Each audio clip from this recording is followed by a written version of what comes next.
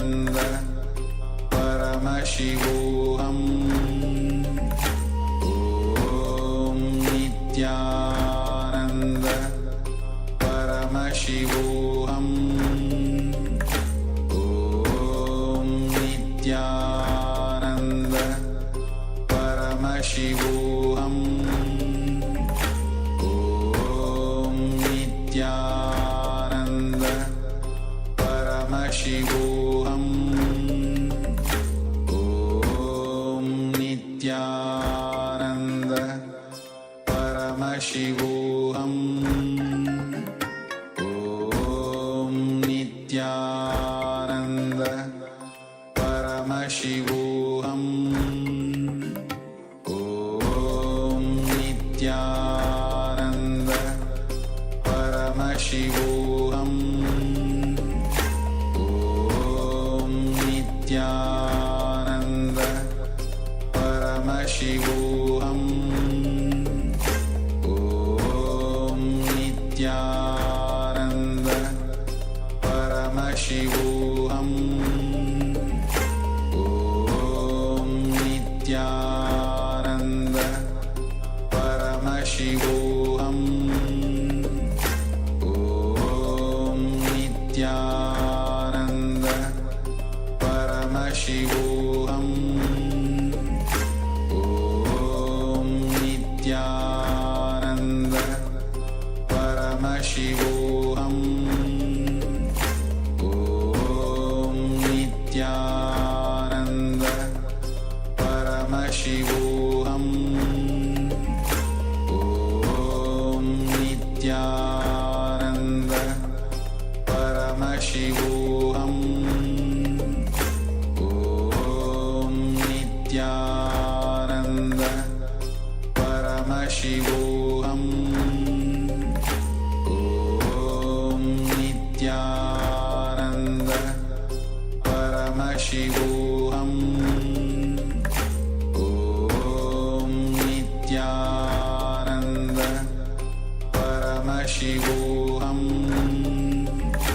Om Nithyananda Paramashivoham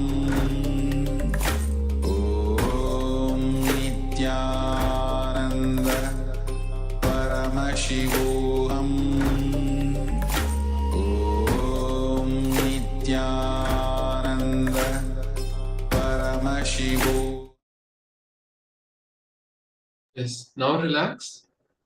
And now we'll be moving to the next session. So keep what you have written, and in the next sessions, we'll be completing with them. So now we'll be moving into the next level of completion. So in this next session, we are going to be learning the completion about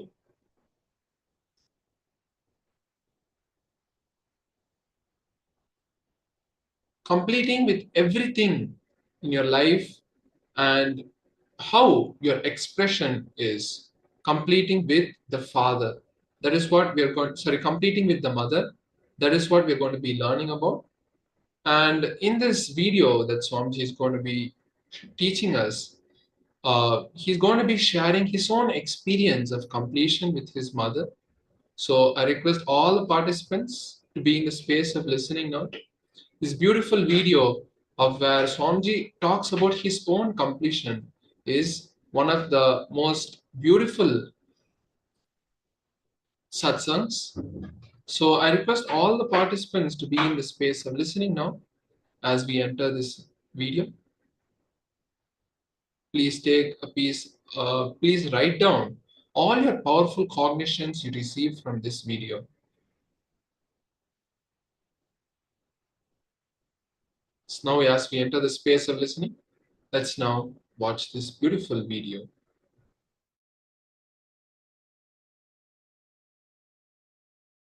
Please understand, you are all taught wrongly. Arrogance is ego.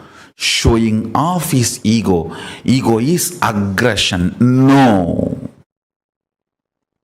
I want all of you to realize, please understand, showing off, aggression, activism. Paramashivoham Om Nithyananda Paramashivoham Om Nithyananda.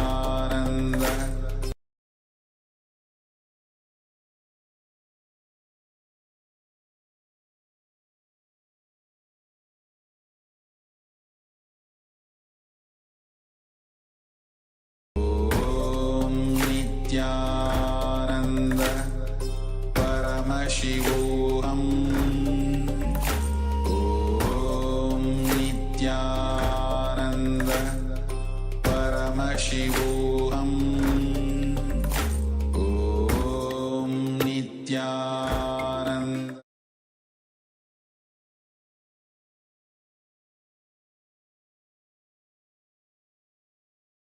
All great things can start only with mother. Only with mother. See, all our identity, whether you are in a deep sleep or waking state or Turiya or Turiyatita, we are all from mother and we go back to mother. It's only if the mother becomes active, you can get enlightened. Understand? Sadashiva is a state. Only mother holds the key. Sadashiva is a state, but only Devi, Adi Shakti, holds the key in her hip. Key is in the hip of the Adi Shakti. Only if she opens the door, you can experience Sadashiva. Sadashiva is only a space. It's only Adi Shakti who decides who will experience that space. Understand? Any incompletion you have with cosmic mother only. Because she is the source. If you are incomplete about the person who is sitting next to you, it is not about the person next to you. It's about the source of that person and you. Both. Mother. Cosmic mother.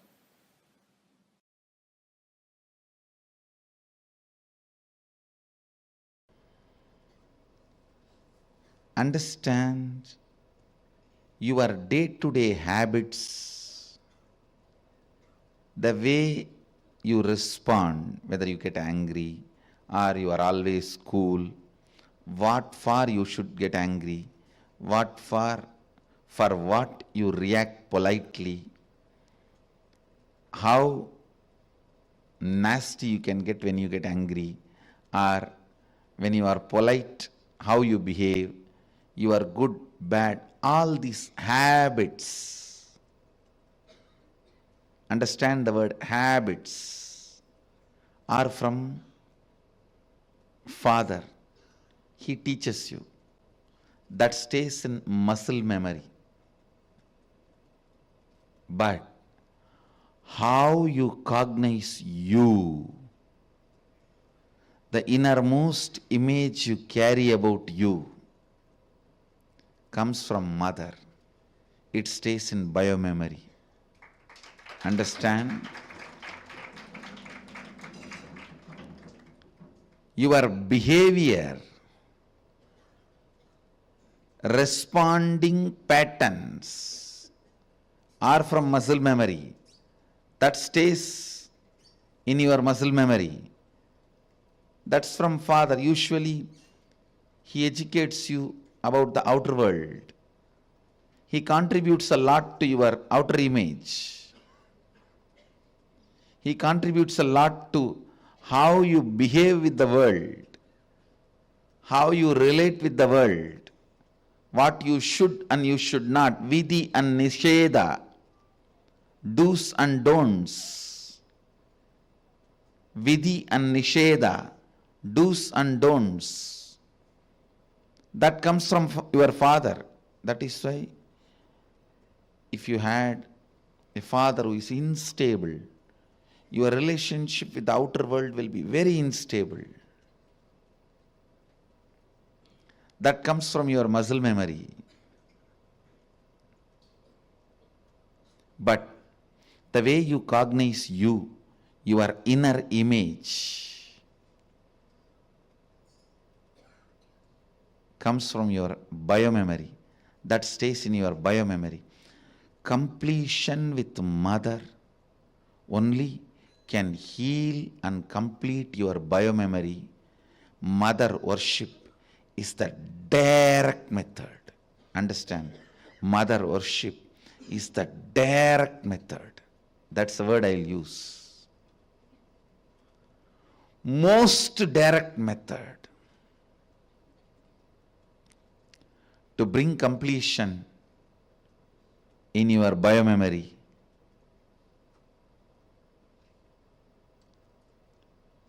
The attitude, the bhava, which forms the basis for the way you connect with the life, with the world, the same attitude forms the basis for you to connect with yourself. Please understand, that is what we call karma in Vedic tradition. If you judge, you will be judged. Why, Because the basis with which you relate with the world, the same thing will be the basis with which you will relate with yourself. Don't think when it comes to others you can utter the strong words.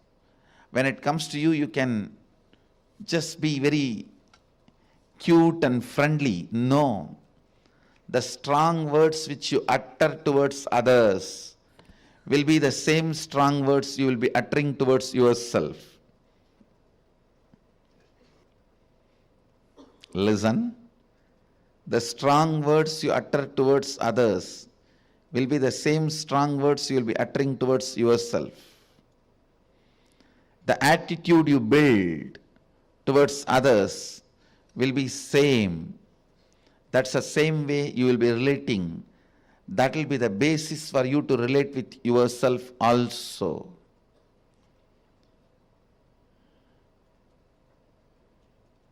That is why I insist, bring motherliness in all your relationship with others. You will bring so much of motherliness in your relationship with yourself. You will be able to heal you. You will be able to feel you. You will be able to be complete within yourself.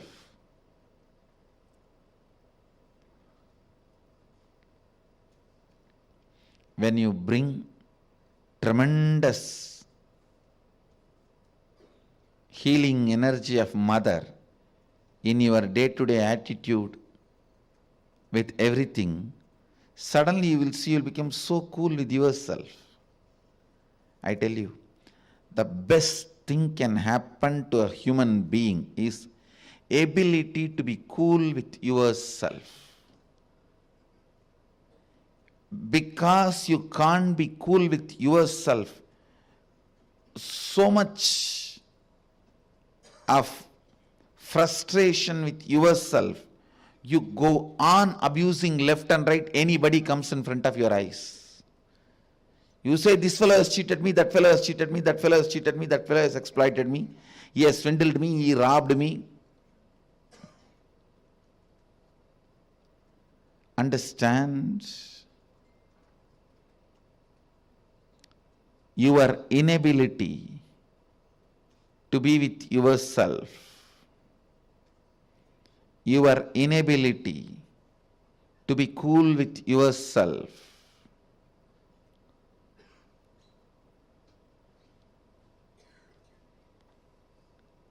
is the frustration in your system. I tell you,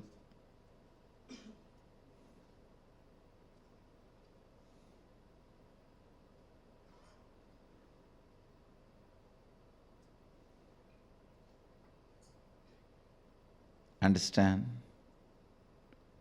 I really want to tell you, bring mother worship as part of your cognition. You will be so cool with yourself. You will be so complete with yourself. You will be so settled with yourself. the fear, frustration. Because of frustration inside, how you possess objects or things or persons. Understand? When you are frustrated, suddenly you will have so much of possessiveness to the property you have, or the car you have, or the bank balance you have, or the persons in your life. You will just suffocate the objects and persons who are part of your life. I tell you. Let the car be in garage, not in you. Let things be in their place. Your inner space should have place only for completion and joy. The bliss.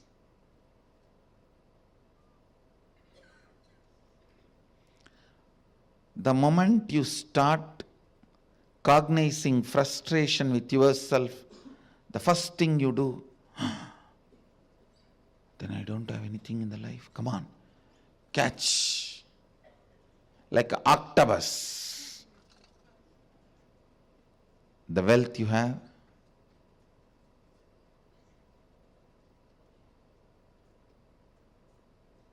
persons who are in your life,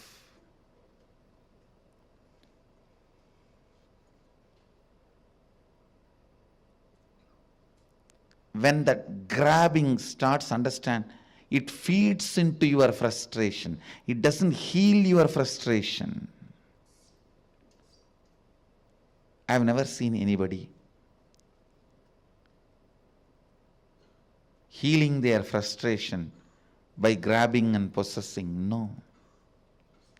It doesn't. It doesn't. Understand,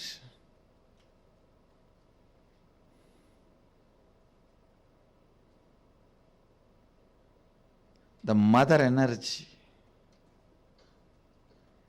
completion with mother, and connecting with life as mother, bringing motherliness in your every relationship. Not only connecting with the source of life as mother, for whoever you are source of life, letting them connect with you as mother. That's what I said. Be a child to your source and be a mother to all the people to whom you are a source.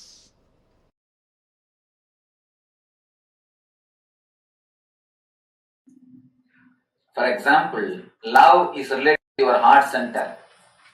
You may ask how. Around the world, in all the culture, in all the language, love and heart are used as synonymous. Love and heart are used as synonymous. Not only in English language, in every language.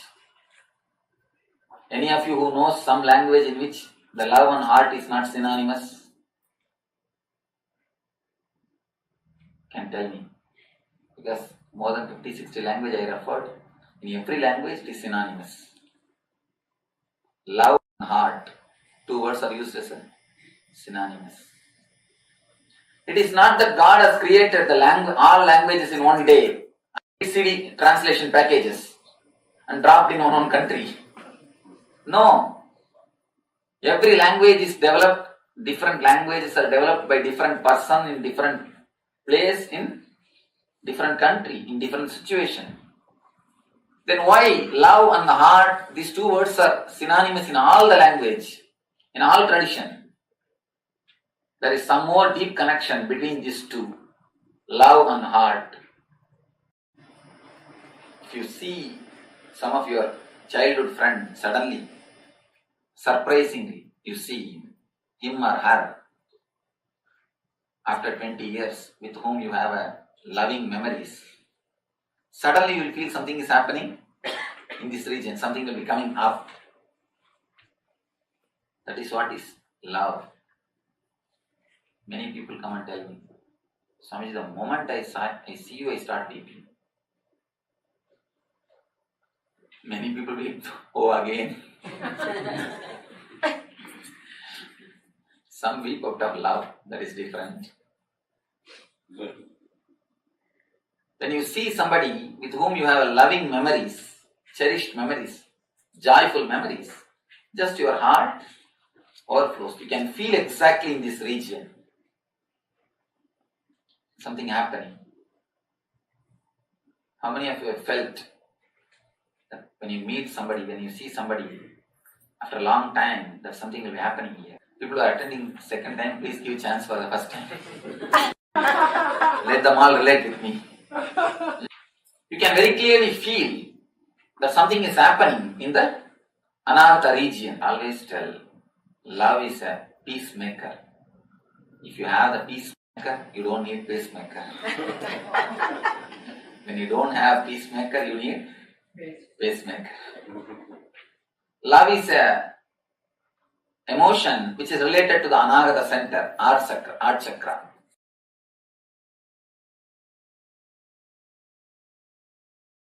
Any root pattern you carry can be destroyed just if you have a love for people. Decide to go on enriching everybody who is happening in your life. Decide life is for others. It may be your father, mother, brother, sister, a person in the street, unknown co-passenger in the train, whoever is in your breathing space, life is for others. As long as you are stuck with your small problems, you will see poverty sitting on your head. As long as, I tell you, there are so many people, unfortunately, is not interested in looking to the truth. Vivekananda says very beautifully, when you think and understand life is for others, all the energies are showered on you.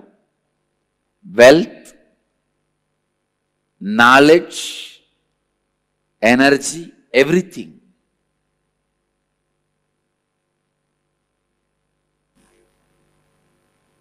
I tell you from my own experience, when I decided any wealth comes around me is for others, cosmos showers me more than what I need and more than what I needed for even doing the work I am doing.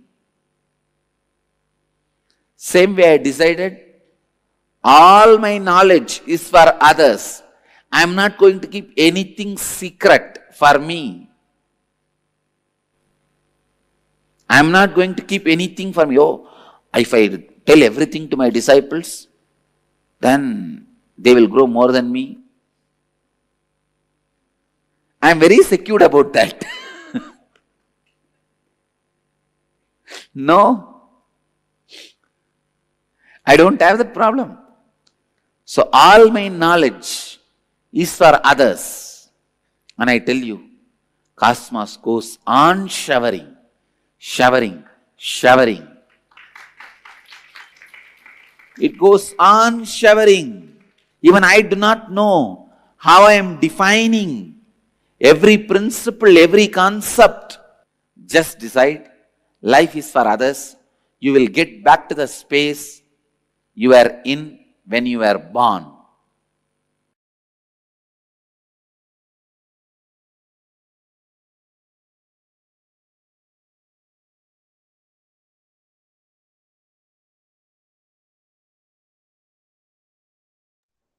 Yes, so that was a beautiful understanding about completion. Let's now enter a internalization exercise to complete with the incompletions with our parents.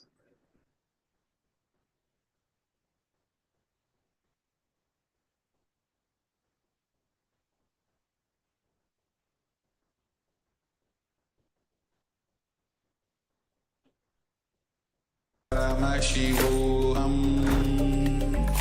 Om Nithyananda Paramashivoham Om Nithyananda Paramashivoham Om Nithyananda Paramashivoham Om Nithyananda Paramashivoham Om Nithyananda Paramashivoham Om Nithyananda Paramashivoham Om Nithyananda Paramashivoham.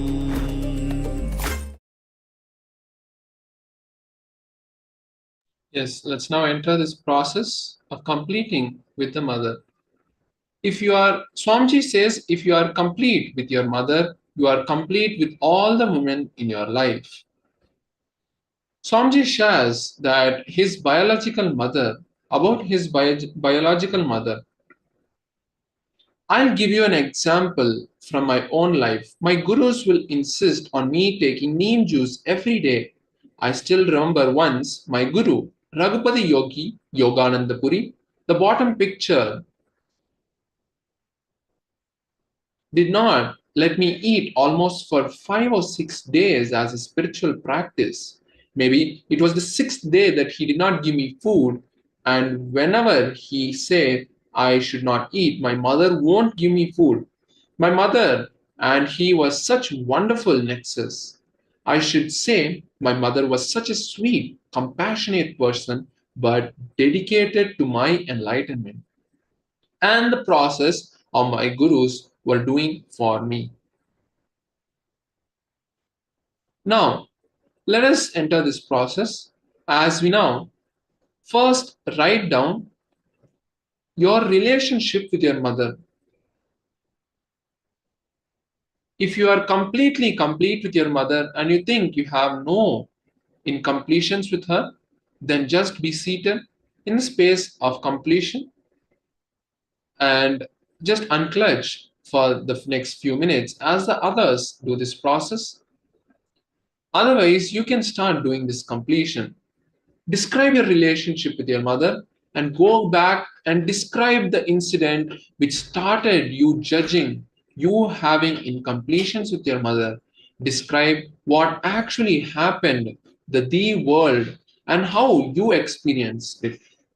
So you'll write this experience that you had, the incompletion, the first incompletion you had with her, in 2 separate columns. First one will be the actual incident that happened. It will be shorter, basically just describing that this had happened, she had told you this, it ended up in an argument or whatever. And then you write what you felt that your mother, whether your mother was just, whether she said the right thing, or what you felt. Then write down the incident, invoke the relationship in a mirror, and complete with that. Then invoke the relationship in Swamiji and talk to Swamiji. Then, if your mother is still in the body, call her and complete with her. Otherwise, that is fine if you wish. And if you have not done the Maheshwara Puja, you can do that later in the coming new moon day. So now let us enter this process. Let's start writing down the relationship with our mother first, whether it is good, what kind of relationship it is. Then write down the first incident you had with her which started the incompletion between both of you, and then finally write down what you felt and perform the completion with your mother. Please begin.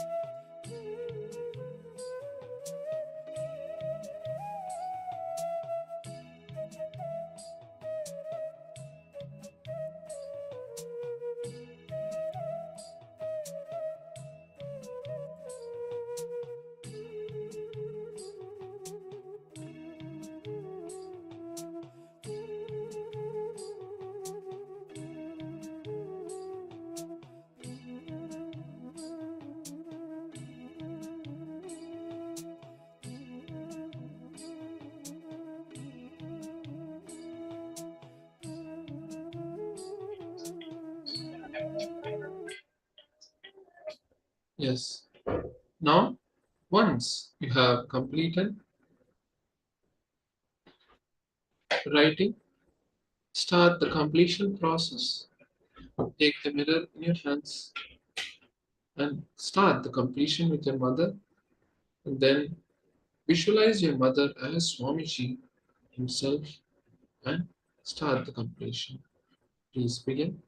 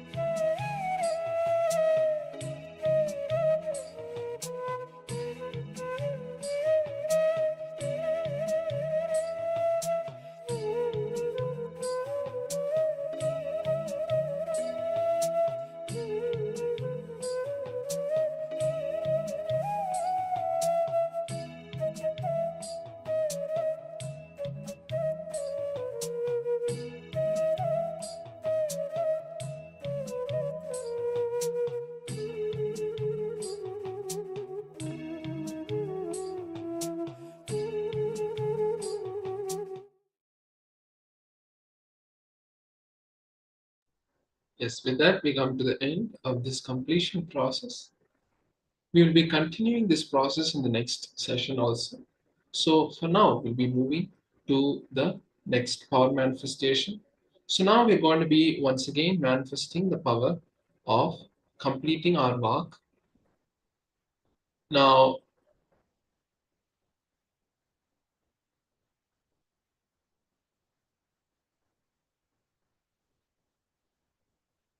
this time we'll be actually performing the completion itself. So I request all the participants to take your paper and pen or wherever you had written down the incompletions with your work. Please take it out.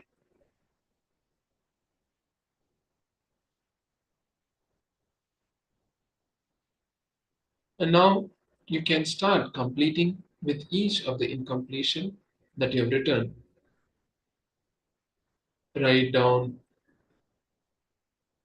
Take the incompletion which you have written down and complete with it. Meaning, if you can, call the other person who you gave the commitment to.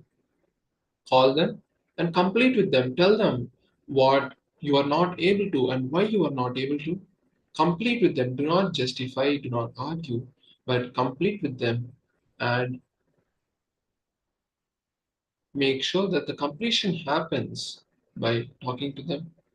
Hold the space of completion. Do not get angry or agitated if you talk to the person you gave the commitment to. Because only when you hold the space of completion, the other person will feel complete. So now, let's begin this process. Please start completing. And also, if the person you're not able to reach, it is okay. Take that commitment, drop it at Sonji's feet, and tell that from now, you drop this incompletion that is there, and you declare to make sure that you will be in the space of completion with your work, and you will fulfill all the words you give yourself and others, and start fulfilling it from now. That's the best way to manifest the completion. Please begin.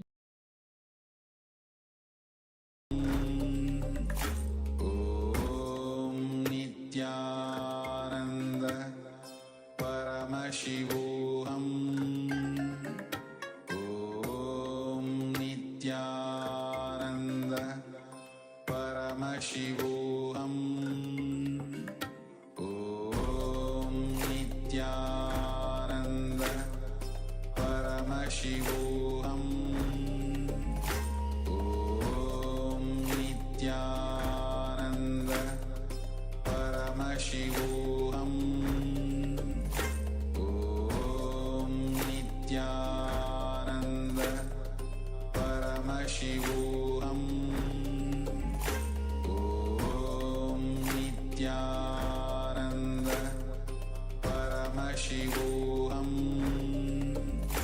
Om Nithyananda